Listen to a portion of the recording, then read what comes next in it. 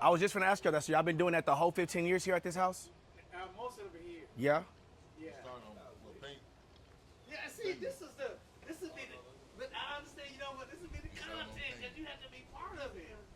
This is historical. Here's the thing. These three guys, This is historical. these two guys and me have been consistent. We bring in a lot of folks, right? Mm-hmm. We pass on a lot of knowledge during the transaction, right? Yeah. You know, and because we pass on a lot of knowledge, some folks come back, some don't. So our thing is this. Look, this is a time when fathers can actually get together and say, okay, amongst us, we did good. Mm-hmm.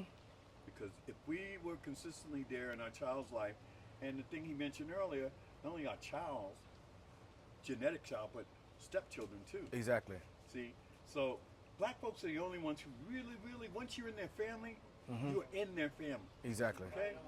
They don't care what color you are. They don't care, you know, what origin you came from. The fact is that they treat you like family. Mm-hmm. And that's something that we carried with us way before the 1619 episode, right? Yes. Because now I know you heard of the 1619 project, and what woke us up about that was, hey, everybody was talking 1776. Yeah. Hell no, 1619. Yeah. How did you think Washington, Jefferson got rich? They were slave owners. Exactly. They owned plantations of tobacco in the number one state, right? Virginia, Yeah. the first state. You know, when I was a kid, I'm from New York. I went to school in Virginia after my mom passed away. And the one thing they taught you in Virginia was about the colonization of Virginia. Yes. You know, we're the first, Jamestown. You know what I'm saying? Yeah. We're the first. What they don't tell you is that those fools Happy to know y'all. didn't know how to plant, thought that they could steal from other people, and then when they tried that and it didn't work, they started eating each other. So that's the truth. But they having us think Jamestown was the first step. You know, Jamestown was the first time that we didn't want to be controlled by the Britain. When it turns out, you know, they needed people to plant because they were starving every year and subjected to cannibalism. You know, so they were eating each other. Yeah. You know, eating pregnant women. You know, Exactly. You know, and then here's the thing: they call themselves civilizing something. In order to be civilized, you must be civil. Exactly. You can't take shit and then call it civil. Yeah. You weren't civilizing nobody. You was lying, Yeah. and you're a cannibal. Manipulating the whole situation. Cannibal. You Yeah. know, I mean, you didn't want to plant. Yeah. You didn't want to plant. You had to go. In fact, they picked certain Africans for certain skills. Of course. You know what I'm saying? Rice, right? How to grow sugar cane, how to grow tobacco. Which wants to deal with the animals? Right. Yeah. Right, man. So they picked selected. They went over selected certain people. They snatched up. The Carolina wouldn't be as rich as it was in rice, South Carolina. You know, because of the temperature and the humid. Let's go down to Louisiana. Let's go down to Florida where the sugar cane was king. Sugar is still the most profitable distribution in the world. Yeah. Everybody's addicted to sugar. Everybody. It's in everything. It's in You everything. ain't no good unless you Yes. got sugar in the morning, sugar in the afternoon, sugar in the evening. Yes. So look at that. That war of 1619, that war where they having us thinking, oh, well, Cuba didn't like us. No, you were stealing. You know? Make no mistake, on this Father's Day, this is the land of the thief, home of the slave. Yeah. That's what this is. Yeah, exactly. And we are not going to let them forget that. Right? And there's several cats out there who are knowledgeable like these gentlemen are, and how we are, and how we act towards each other. We carry each other to a certain level. We push each other to be at a level we're supposed to be. Hold each other to a Honorable standard. men. Yes. Right? And it's hard to stay there, but you got to have your brothers help push you there and keep you there. Exactly. See? And everybody can't do this, right? Everybody can't do this, because you see these fools out here who are all about themselves, self-oriented, you know. When you don't know your culture, you're doomed to repeat the same mistakes. Exactly. You must take the time to learn about your people.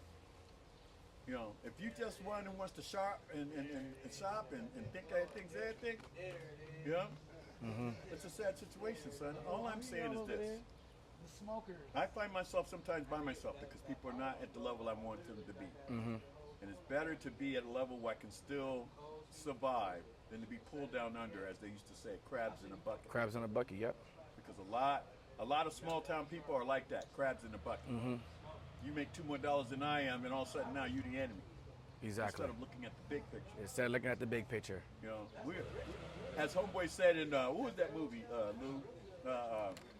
We deep behind enemy lines. Yeah.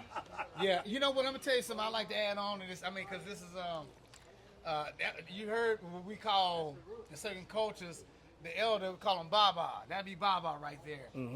Our cousin Ziggy, our uncle Ziggy. Oh, I need to show my face. He has all of the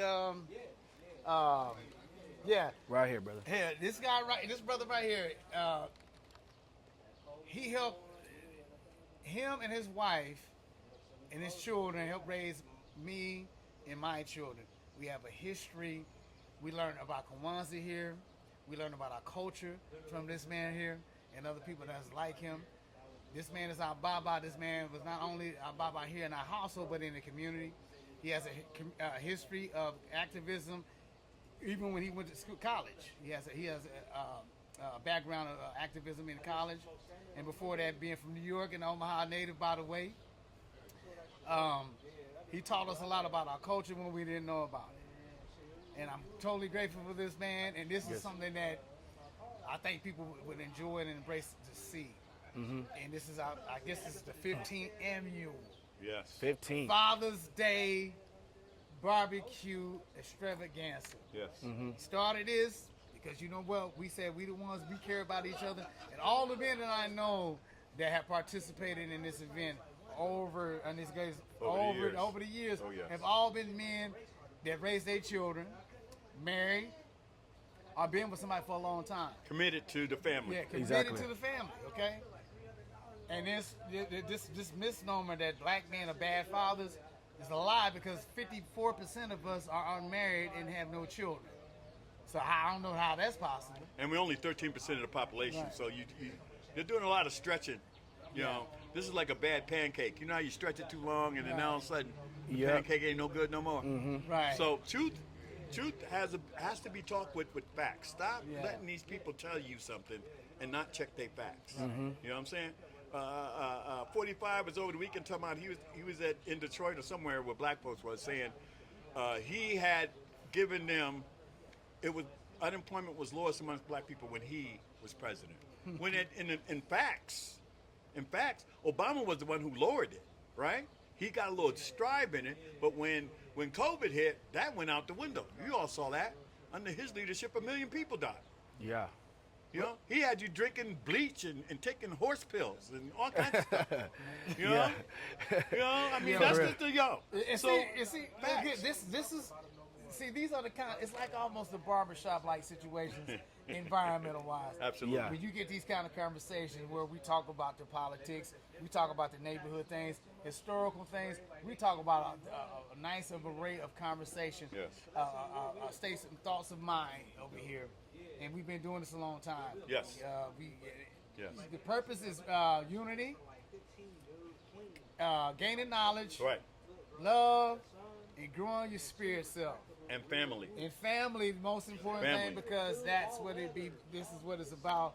A wise woman told me by the initials of TB that family is everything. Yeah. That's what a wise woman told me. And she's light skinned.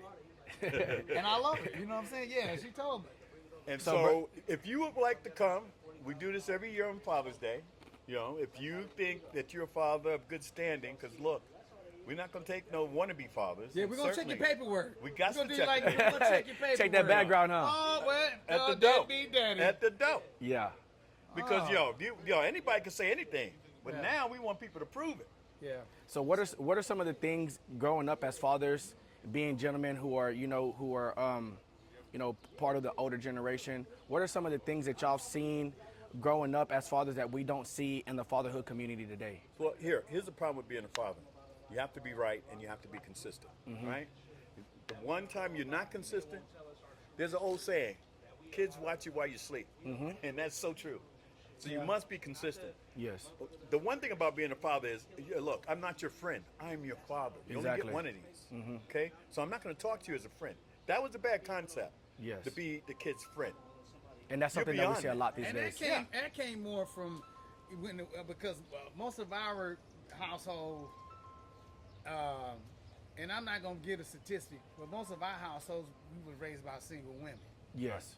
80% of that's going on now. Exactly. You know, I'm talking about like when we came up, my parents were married, then they got a divorce. A lot of our parents were married. Right. from Or they were my high school generation. sweeties Yeah. and Yeah. they broke Yeah. off, you know, Yeah. young Exactly. young love. Yeah. But the thing about being a father Yeah. is the father doesn't get that kid to come and hug him all the time. Mm-hmm. Okay? He doesn't, because we're not nurturing. We nurture. But the whole ideal is we have to set a standard. And be consistent with that standard. Right. Exactly. Yes. You know, and then And there's you know not a what he lot of said? consistency these days with that in the fatherhood community Right. these But days. you know, everybody doesn't Everybody want to wants to be a friend, right? Right. And you know, and not to only push the blame, you know, on just this one aspect, but you know, social media has a lot to do with that, right? Because Yeah. everybody can be in your business, and you can see everybody's opinion now, right? Right. So everybody is living their life off of everybody else's opinions. So when somebody posts a video or somebody gets recorded somehow, some way of them disciplining their child, what does everybody want to say? Oh, you should talk to your child more, sweeter, or you shouldn't be so hard on your child. And so now what does majority of the world want to do? They want to be the child's friend. Right. They want to find a different alternative rather than talking stern to the Right. child or whooping the child Right. or Until the child does something wrong. until the child does right? something wrong, Then right? they want to put him away. And every time I see somebody comment like that on, you know, whether it be Facebook or whether it be Instagram, look, man, as somebody who grew up without a father, but who's somebody who grew up with a strict mother, you know, and I observed things very well, right? And I self-evaluated and I studied a lot while I was in prison. If and when I become a father, I would rather discipline my child and be the one to hurt their feelings rather than my child get their feelings hurt or their life thrown away by the justice system, right? Because we're in the business of creating an independent individual. Exactly. And this is not an easy task. Exactly. It's not fun. And you're not going to smile all the time about it. Exactly. Because these lessons are for life. These not lessons, you know, for when you're 16. Exactly. You grow in these lessons until you become that independent adult. And being an independent in America is no joke. Right. You have to be strong. Exactly. And you Maybe, have to you know, be since yourself. you mentioned that, I'm a camelback on you on this. In our community in particular, a lot of us came up as the so-called black males came up that you had to be 110. You had to give 110%. You remember as you Oh, came yeah. up, Well, you yeah. couldn't just give 100%. You had to give. You couldn't get that 110%. job. You had to be 3 times as better Because as the white it's man who got supposed that to. job. Yeah, it's supposed to be odds stacked against you. Oh, they're So there. you everything that you do has to be on the upper level. I mean, and we have. I think that one point in time in this country we did better when we was segregated. Well, Exactly. That's coming to Because be the truth. then now you have Integration to was do the for worst thing that yourself. happened to us. Perfect Yeah. example was You Black have Wall to do for Street. yourself. Yeah. Right, and it's been more than one. Like I Yeah. told Yes, you, it was exactly. one. What's the one, bro? There's one in Arkansas. In Omaha, Bliss, Nebraska. Bliss, Nebraska was The one. Williams, Nebraska. Yeah, and the Hanks. What was the family name? The Hanks, but it was a Black Wall Street here, but it's not. Bliss is not on the map. Right. Yes. Right, it's not on the map. Did you Well, have you know, family look, there, right? Look, this Yeah. guy, Yeah. what's his name? Michael Harriot has got a great griot podcast, which he talks about a lot of knowledge of self and Drapomania. You familiar with Drapomania? No, I'm not. So Drapomania was when our ancestors were enslaved and they were trying to escape. White folks were trying to figure out, well, why are they trying to escape?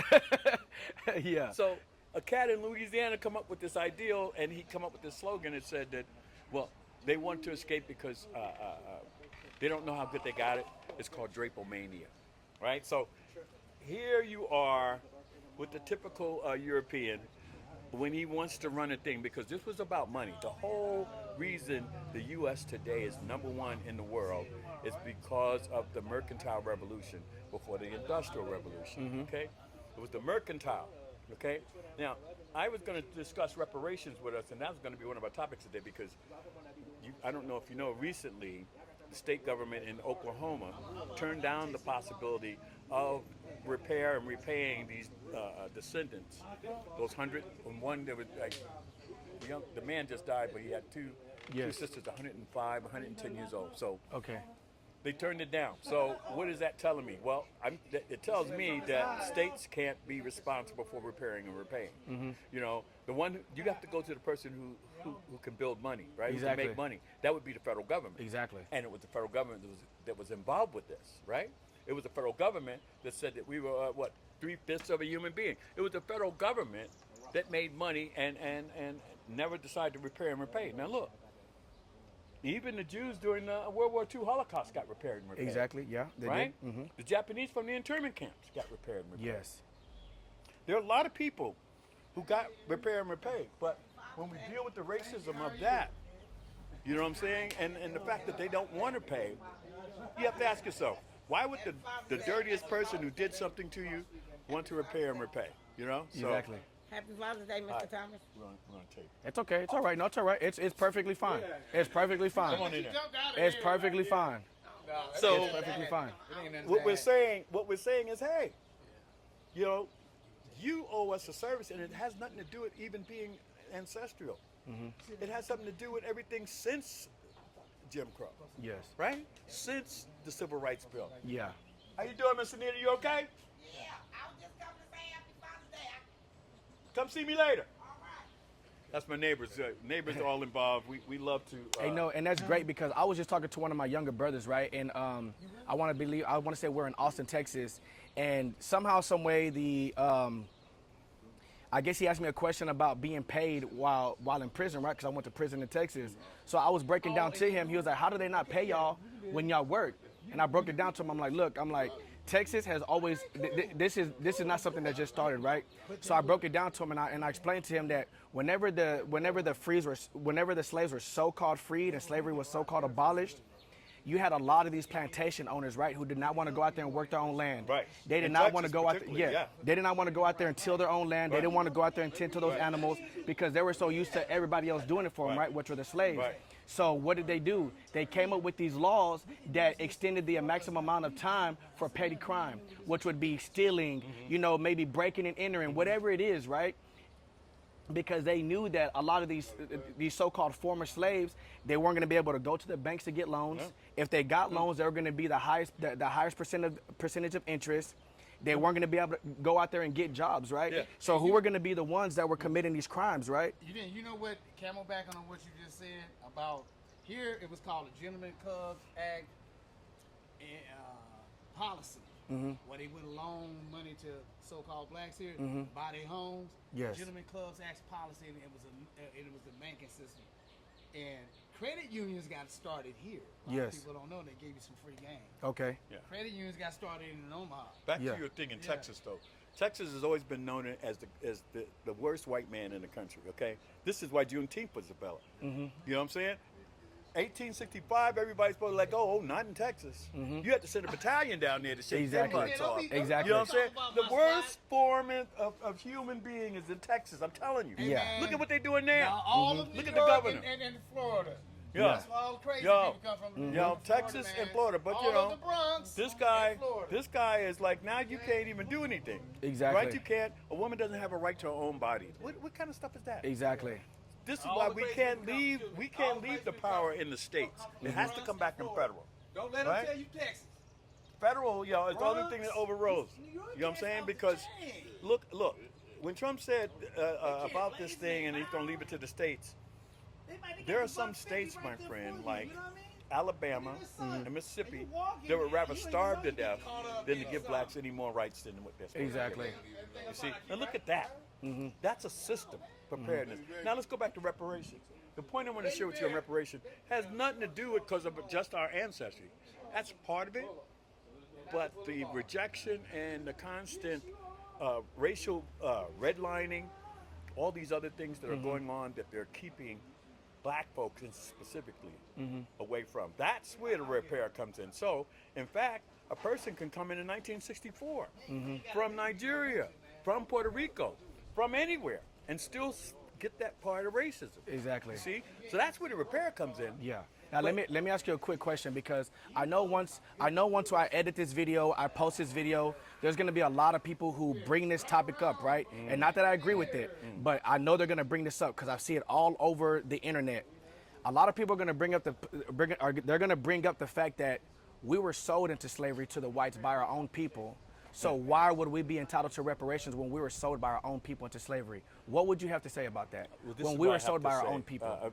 Look, that type of enslavement on the continent was totally different than the Middle Passage that brought us over here. Okay, there was a specific thing that was going on here.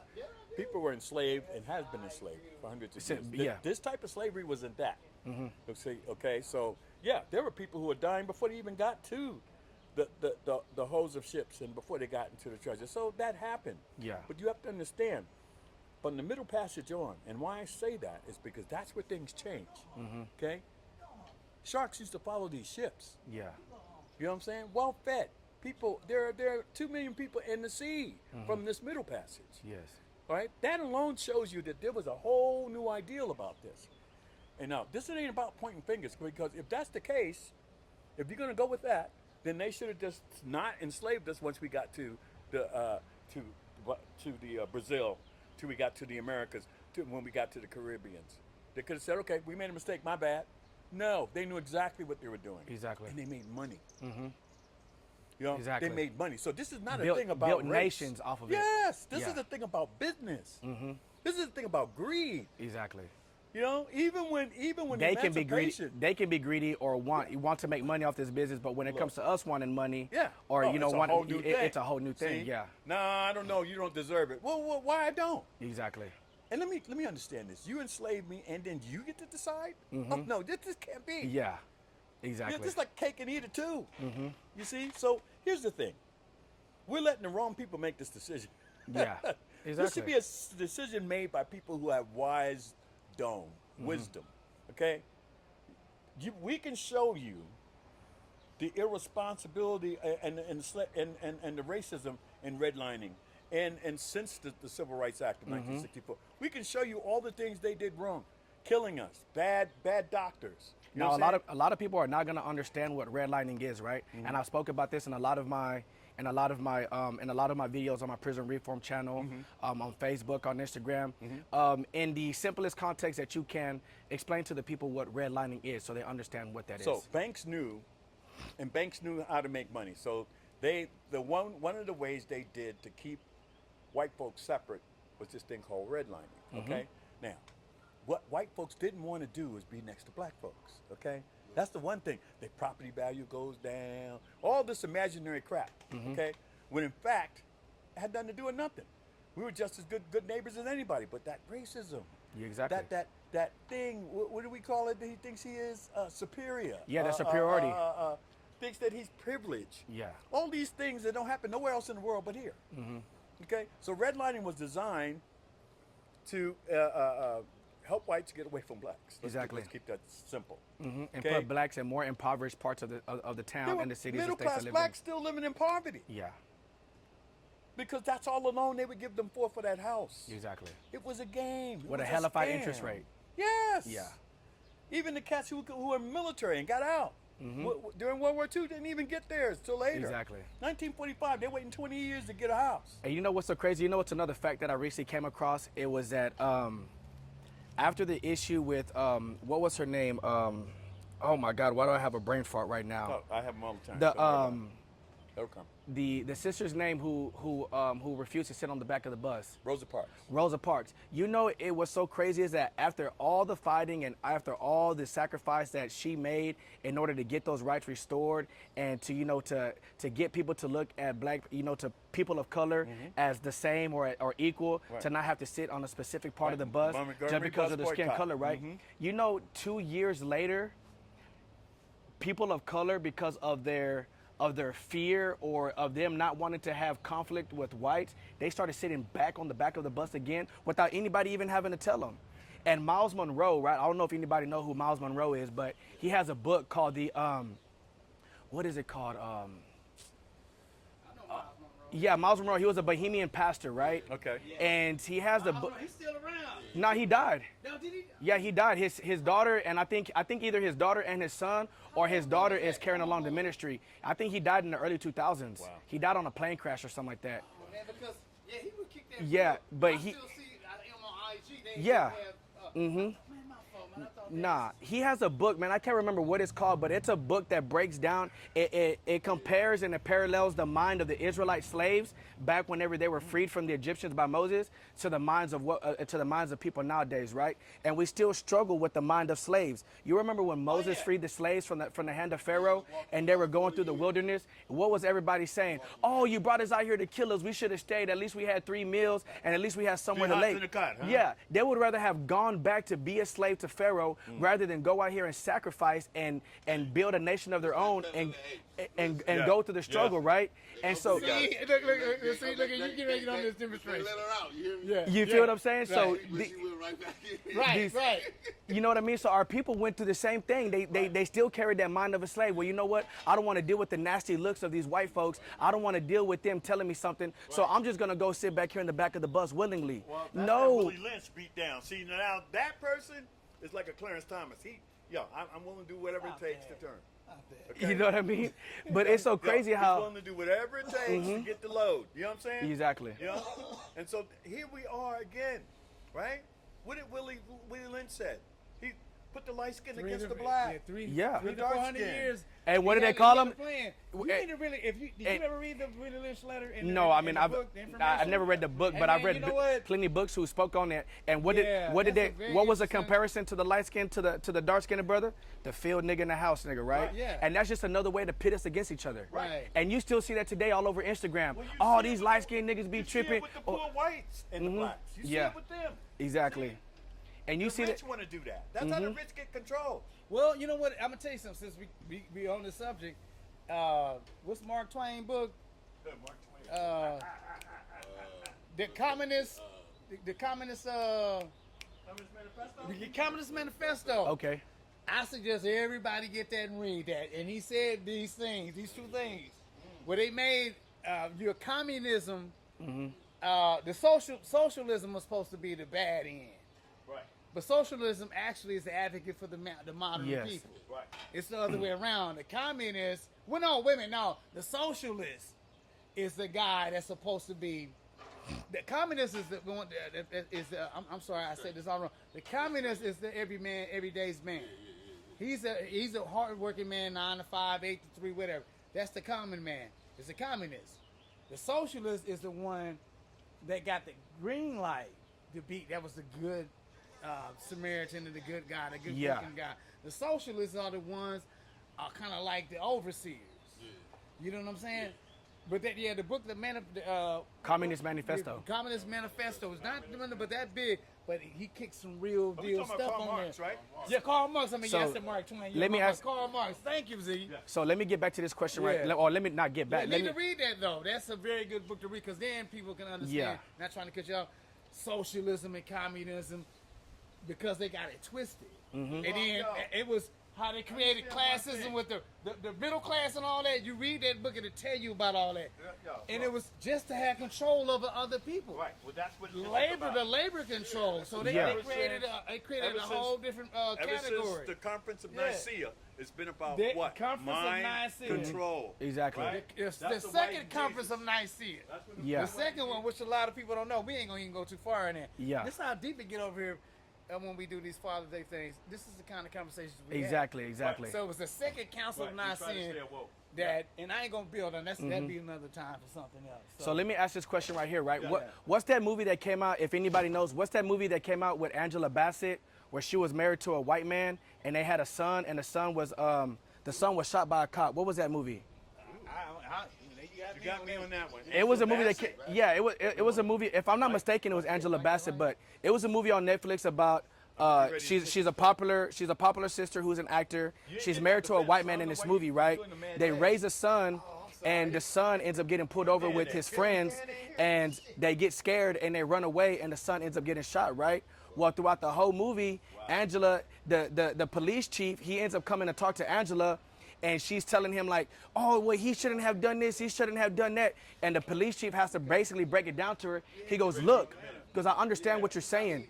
He said, but you're raising a black son in America. Right. Every right that a white man gets when he gets put over, your son is not going to get that. That's not, and he basically has to tell her that's not a rule that I made. That's just how it is in America, right? I'm an educator, right?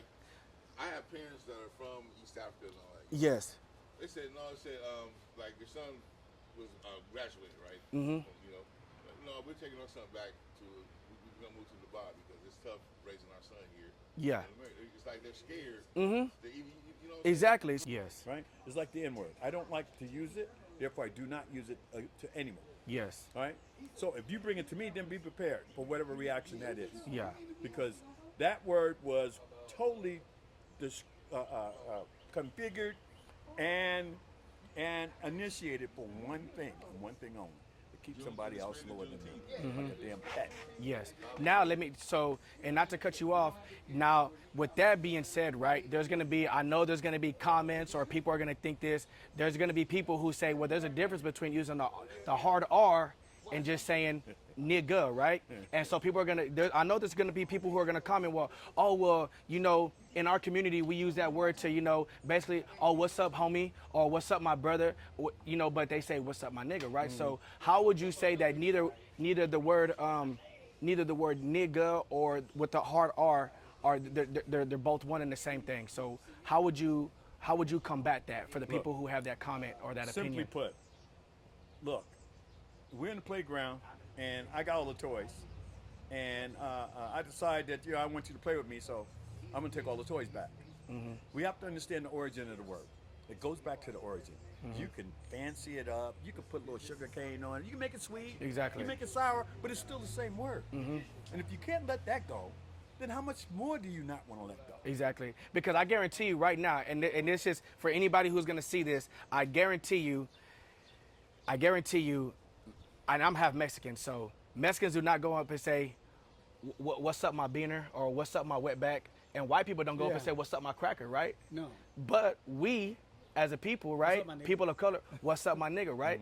And I'm from Texas, bro, so like we use that word a lot, like, and even Mexicans and whites who grow up in the hood with nothing but blacks, they use that word, right? Yeah. But let me And ask a lot you of people something. have, hold on, real quick, Okay, a lot of people come down on Texas like, why do y'all let Mexicans say that? Why do y'all let whites say that? And it's because these whites or Mexicans who grew up in the hood, in the projects of Acres Home, whatever hoods that we have out there in Houston, right? They grow up in the hood with us. They go buy Cool Cups from Miss Perla with us. They go buy hot Cheetos with cheese from Miss Juanita over here. So they grow up with us, right? Right, they grow But up in for the some culture. reason in Texas it's a thing. So I know in particular, a lot of people in Texas will rebuttal like, oh no, there's no comparison, there's a difference, right?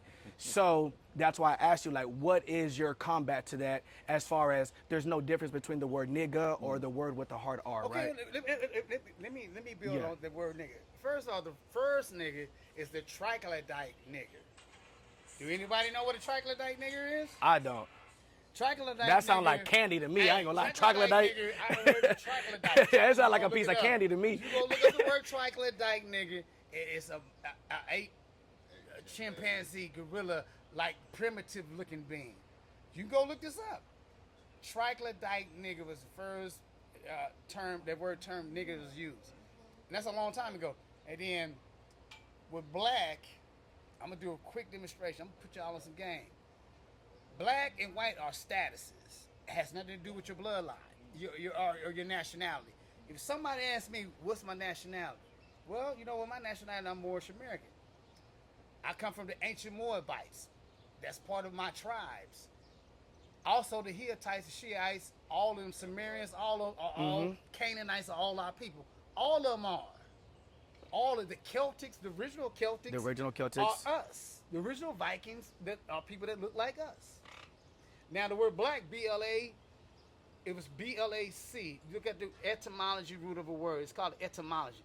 That means that it's never changed. Derivatives are adjectives and all of the I-N-G-L-Y. That's from English. Even when you talk about Mexicans, you say, well, they speak Spanish. No, they're not. They're not Spanish. Cortez is Spanish. Spain is for Yeah, Spanish. Spain, Yes. and what he did over there. Knowledge. Yeah, yo. So that's not speaking Spanish. They had other languages and other dialects. Dr. Bill Clyde Withers, right? Is that him? Dr. Clyde. Yeah, Dr. Clyde. He got a book. The Original Tribes of America. I'm paraphrasing, and that ain't the name of it, but it gives you the history of many different tribes of people. The Olmecs were ancient tribes that was already over here. Or his Butler. As many other tribes that was already over here before before the Europeans. This is pre 1492. Right, this is pre 1492. What was happening over here? They say, well, it's the Indians. Well, you know what? The ancient people was bringing them over here, and we was mixing, we was doing agglomeration with them. We was mixing our bloodlines with them. They wasn't here already. We was here already.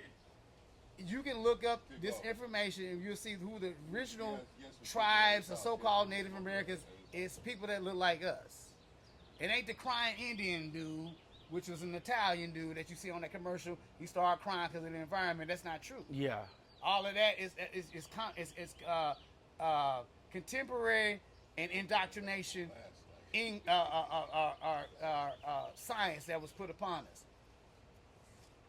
You study yourself, then you'll find a real history.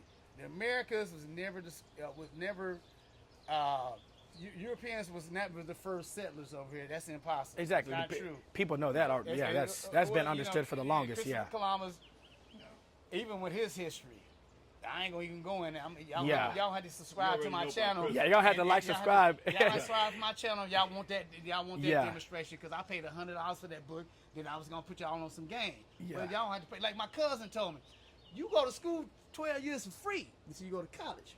Exactly. Right? And then and it's really like all what I learned about our history. I had to buy all that information, take the classes. So now I had to sell it to you too. Exactly. So let me ask you a question. You can't give it away for free. So speaking on fatherhood, is there anybody here that grew up without a father?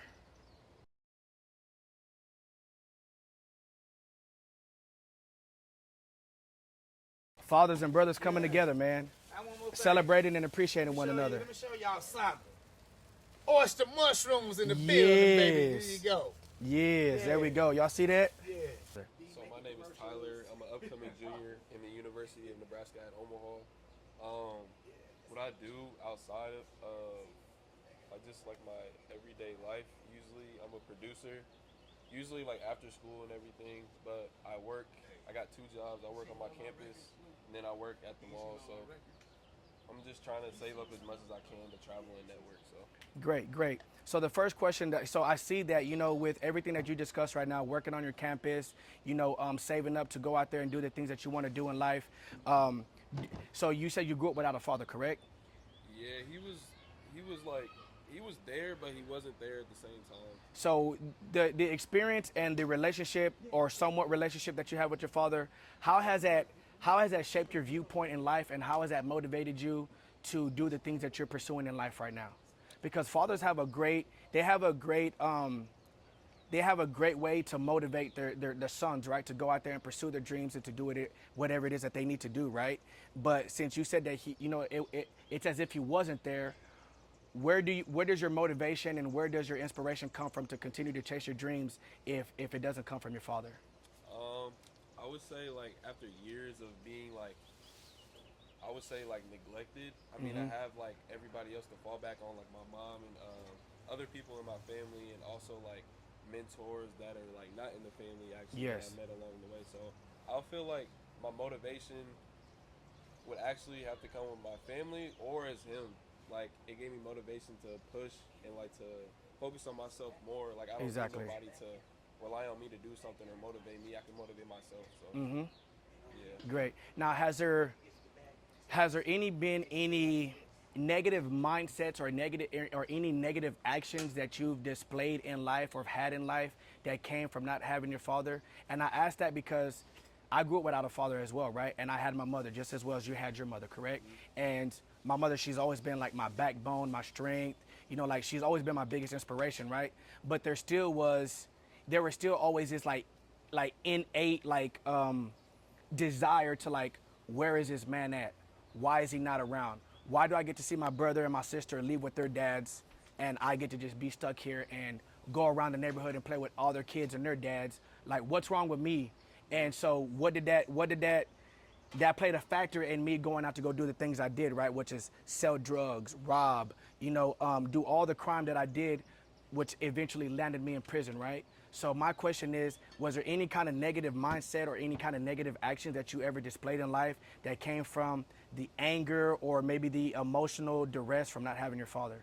I would say during school, during like upcoming school, like elementary and middle school, I was a bad kid.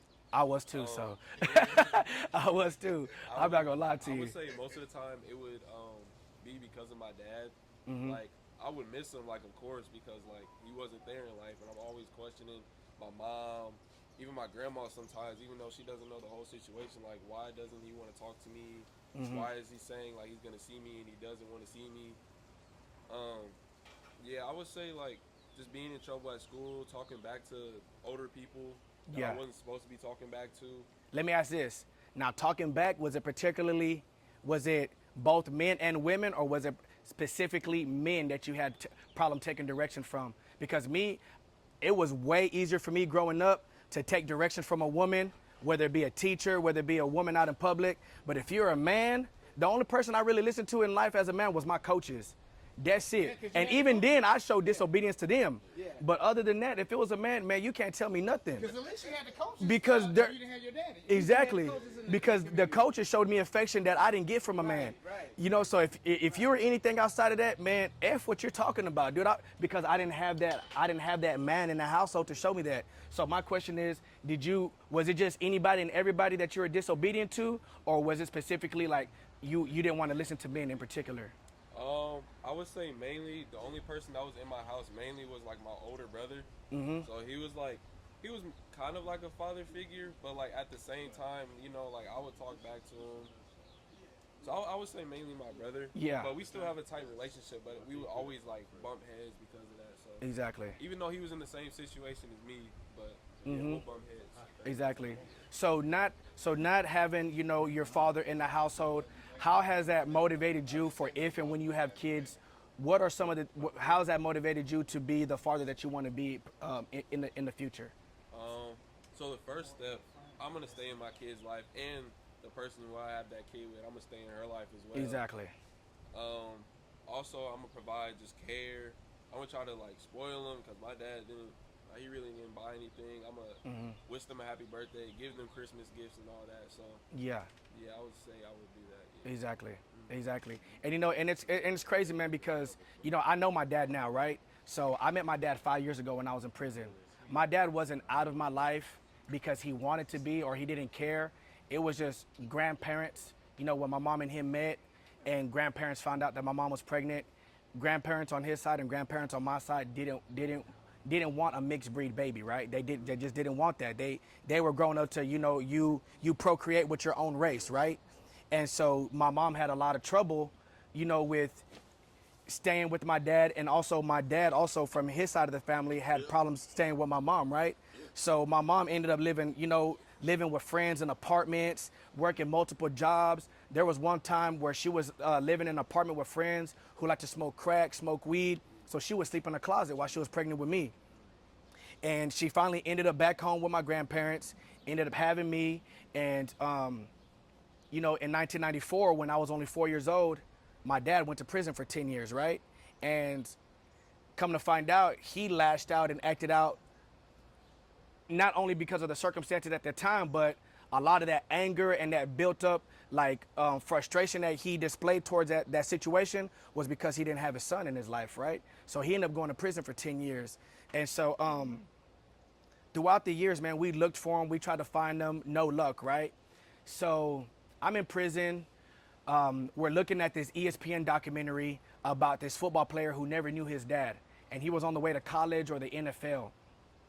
And come to find out, this coach had been coaching him his whole life, from elementary, pee-wee, middle school. They just had a father-son relationship, right? Well, come to find out, that coach was his dad. Wow. And they never knew it. So everybody's asking questions like, oh, do you know your dad? Do you know their dad? Well, my homie Casanova from the north side of Houston and my other homie from Acres Home, they're like, what about you, shorty? Do you know your dad? Like, nah, bro, I don't know him. I never met him. So, they get to asking me questions like, do you plan on looking for him when you get out, this and that? I'm like, honestly, no, I don't plan on looking for him because... But here's the thing, if I can interject. Yes. A lot of what you just described is a pattern that went on. Believe it or not, I'll be 66 this year. and I had the same thing that happened to you. Your mom happened to me, Mm-hmm. right? So they were high school sweeties. Okay, they didn't know how to be adults themselves. Yeah. But Exactly. somebody got a kid, Exactly. okay. So going back to what you were describing. Can I use that Sure, lighter real quick? I would love to find my genetic father. But look, there's thousands of fathers out there. Okay? There are lots of fathers out there. Now you see why I asked you if you had lighters over here. There are thousands of fathers out there who could and would help you if you're sincere, right? It's about a question of seeking them. They don't have to be related to you. Exactly. All they have to do is have the knowledge, right? I mean, you know, when I was a kid, you know who had knowledge? Winos. You don't have winos no more. You notice? Because they ran out of wine. That's why they all died off. But winos were very knowledgeable cats. What they would do, they would tell me a lot about life, more so than my own young parents could do, right? Because again, my father was 16 and my mom was 17. Look at that. What do they know? They're growing, I'm growing with them. You know what I'm saying? So that's probably why he wasn't there. But when you seek knowledge, son, you're seeking it from anyone who offers it to the level that you can agree with. Okay? I'm sure you're realizing that now. You don't need your father. All you need is somebody who has the knowledge, right? And those people, and sometimes they're white and sometimes there are other colors, but be careful. Exactly. You know, people do things for a reason. People are motivated for a reason. But if you're finding the truth, it's a beautiful thing. And you'll know it because when you hear it, it rings in your head. Damn, Yeah. that's real. Yeah. Right. It touches That's with real. you. That's not a lie. Yeah. And It so- strikes you. And he said the truth never changes, nor does it pass. Right. The truth, You'll and know no it. matter how You'll hard know it is it. to accept, You'll know it. it's the truth. Yeah. You'll know it and it'll ring like it is. Mm-hmm. Exactly. The older I get now and I hear the truth, because I'm still learning. Exact- Don't ever think you stop learning. The day you stop learning Okay. is the day you stop living. The day you stop living. That's Exactly. absolutely true. Exactly. So what I know, and I call it the wise dome now. Most people call it wisdom. I call it the wise dome. Is when I hear the truth, that it rings like a damn bell. I ain't gotta ask another question. You know, this is real. This connects to what my question was. Exactly. Okay, but then you also know when somebody's bullshitting you too, don't you? Mm-hmm. Yeah. And you got to get away from them quick as shit. Yeah. Because let me tell you something. The older you get, the more irritable that stuff is. You know what I'm saying? Yeah. Yes. You trying to run some game on me? Yeah. Yeah. What do Exactly. you think I'm stupid? Yeah. You know, it's irritating. You know, but there's signs for that. You Can't know lie to when a people that cat. know. You Can't know lie when a to cat. people that Yeah. know. You When know a cat is running nobody game. gonna lie to you. Right. Yeah. I don't even answer. I walk off because you know what is it to me to challenge him when he ran the game? He thought I just fell for it. Yeah. But Is when it I one more didn't time? fall for it, instead of saying, "Yo, man, what the fuck you trying to do?" You know, I walk away because I tell you this. I say this to my family. I do not want to go to Lincoln Penitentiary for killing another man that looks like me. Exactly. Okay? I do not want to do that. So it takes a lot to walk away. It takes a lot to say, okay, this is good enough. Because I'm going to do something to you. You continue, you know, to talk crazy to me. And that's what it is in these small towns. You see? Because certain cats in the urban areas are not going to do this. You was in Atlanta. You didn't see a lot of that. Yeah. You're going to be in a collage of people that think like you or you're not. Yeah. Whereas here, anything's game. Exactly. And, and it's You throw the amazing, ball man. up, you don't know what's coming Yeah, down. and it's amazing because, you know, like once they asked me like, do you want to meet your dad or do you plan on looking for him? You know, I was like, nah, I got other things I need to do when I get out. You know, like if and when I do, you know, come across him, if he finds me or if I find him, that'll be great. I wouldn't, you know, I wouldn't reject that. Right. So my buddy, he's like, well, what do you want to do when you get out? I was like, man, I've worked a lot in the construction and like in the chemical plants before. I was like, when I get out, I wanna get into safety, be a safety in the chemical or the construction industry, and then I wanna own me a trucking business. Look, man, what I'm gonna tell y'all right now is y'all probably wouldn't believe this. A few days later, I come back from work. It's like 3 a.m. I ask my neighbor, I'm like, hey, did I get mail? He's like, yeah, they called your name for mail. So I go and I ask the lady in the picket, hey, can I get my mail? She gives me my mail. I open it, I start reading it. I don't recognize the handwriting on the envelope. I got a few pen pals, and then I got my family. That's it. That's the only people who've been writing me for 5.5 years at this time. So I'm like, I don't know who this is. I probably got a new pen pal from this website that I was on. So I start reading it. It says, "Hey Orlando, glad to see that you're doing great. You know, you're pursuing this, you're pursuing that. You know, all these other things, right?" And so a few paragraphs go by, and it's like, "I want to tell you that I think you may be my son. This is not something that you hear every day." At this time, I still don't know this is a man. I'm thinking this is a woman. I'm like, this woman is confused. I'm not adopted. I know who my mother is. He says his name. "My name is so-and-so. I met your mother when I moved down from Jacksonville, Florida." As soon as he said his name in Jacksonville, Florida, I already knew it was him. Wow. I already knew it was him, right? So I must have read that letter like 30 times that night, dude. Sure you did. Like 30 times. I was 29 years old at the time. I had already been gone 5.5 years since I was 23. And I've never met you except for one time when I was like 1 year old. Other than that, I've never seen you. Wow. I'm like, man, what the hell? So I wake up the next day, thought I was dreaming. I look over at my desk and that letter's there. I'm like, man, so I end up writing them. Come to find out, we end up writing each other. I tell him like, look, I'm down to build a relationship with you and forgive you at this point in my life that I'm grown now. And, you know, I was like, yes, I do have a lot of questions that I want to ask you because he mentioned that. I'm like, but I will not ask you those questions in a letter. I will ask you those questions in person when I get to see you, right? I'm like, now I'm down to build this relationship if you're here for the long run. Right. But if you're not here for the long run, well, then just keep it moving because I don't need to be hurt any more than I've already have. And so when he wrote me back, he was like, look, man, he goes, I'm here for the long run. I never meant, you know, like it was never my intention to leave you, this and that, whatever, right? Well, we wrote for like 2 months before we ever got to see each other because they wouldn't let me put him on my visitation contact list because he's not on my birth certificate. So I'm writing the warden like, hey, look, I'll need to have a meeting with you. I want to get my dad on my visitation list. In the process of this, they end up moving me to the trustee camp where all your visits are contact. So now he can come see me, right? But in the process of that, while he's writing me, I told him, I was like, tell me what you do for a living. You know, I want to know more about you. He goes, well, right now I'm a safety professional in the oil and gas industry. I've owned a trucking business and all these different things. Just a few days before that, I said I want to go into safety and I want to own a trucking business. There's something mystical. Man, and so it's just crazy, man. Like we don't realize, man, how important fathers are in a young man's life, in any of their children, right? But particularly the young men. We don't understand how important it is, right? So before we wrap up this segment, I want to thank Luis. I want to thank Tyler. I want to thank all the brothers here, man, who have imparted wisdom, who have shared their knowledge and experiences with us. And we just want to say Happy Father's Day to all the fathers out there, Happy Father's Day. no matter color, race, or creed, but particularly, man, the melanated brothers out there. Yes. You do not realize how important you are in your children's lives. We know that not all the time is it your fault that you're not in your child's life. Correct. You know what I mean? So if that's the case, just continue doing what you have to do as a father to let your children know that you love them and you're trying your best. If it is your fault, hey, do better. You know what I mean? If you know better, do better. But man, hey, we love y'all. We thank y'all. Y'all like, subscribe, and follow Prison Reform TV. Happy Father's Day to everybody, and we'll see y'all later.